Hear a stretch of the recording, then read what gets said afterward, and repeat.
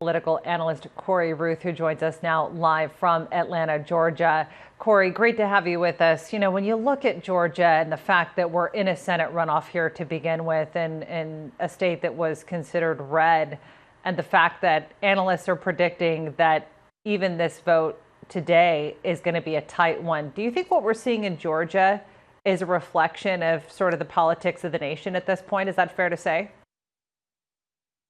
Yeah, I think that's entirely fair to say. In the last 10 years, Republicans have enjoyed about a 200,000 vote advantage from election to election, and that all stopped abruptly in 2018 with Stacey Abrams getting as close as 54,000 votes. Obviously, in November, Biden went over there. But we saw David Perdue outperform Jon Ossoff by 88,000 votes in that same election. And 115,000 additional votes went to a Libertarian, which would likely go in a general election or in a runoff election to David Perdue. And that puts you right back at that 200,000 historical number. So we'll find out today if the advantages that the Democrats have seen in the last two elections is something that is representative of a trend, or if it's something that is representative, as you said, of the politics of the day. You have a lot of analysts saying right now, Cory, that the president has essentially fired a shot that has started a civil war within the Republican Party, challenging these electors and the pressure that he's going to put on the Vice President Mike Pence, who is supposed to be largely in a ceremonial role in this joint Congress when the President-elect Joe Biden is supposed to be certified by a joint session of Congress. Would you agree with that? Yeah, it's definitely complicating, business as usual for elected Republicans.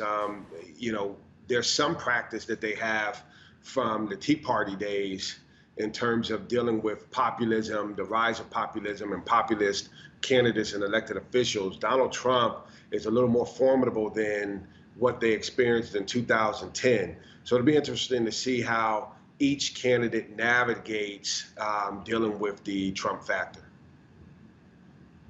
Yeah. What do you make of people that are calling this a bloodless coup? Well, I think our politics have changed a bit in the last couple of years. You know, if you go back to 2016, Hillary Clinton, she conceded late in the evening. And then from that point on, obviously the Russian collusion story rose up, and there was a narrative that a foreign power colluded with a candidate who then became president to steal an election. In 2018, Stacey Abrams refused to concede. I don't believe she's conceded yet. The Georgia gubernatorial race. And the narrative there was that the Secretary of State, who is now governor, suppressed and stole votes from African-American voters in districts. Donald Trump is not doing anything different. He is refusing to give his voters, his 74 million voters, closure. And by keeping them engaged this way, he's raised to date $200 million since the election, and it keeps him relevant. And he's going to leverage that relevance in the midterm. He's going to leverage it for years from now, and so I think we're in a new place. I wouldn't call it a coup. I wouldn't call either of those things a coup. It's just a different era of politics that is certainly no holds barred. And it seems like the Republican Party is struggling as much with their identity as the Democratic Party is. Cory Ruth, we really appreciate you being with us out of Atlanta, Georgia. Thanks for that.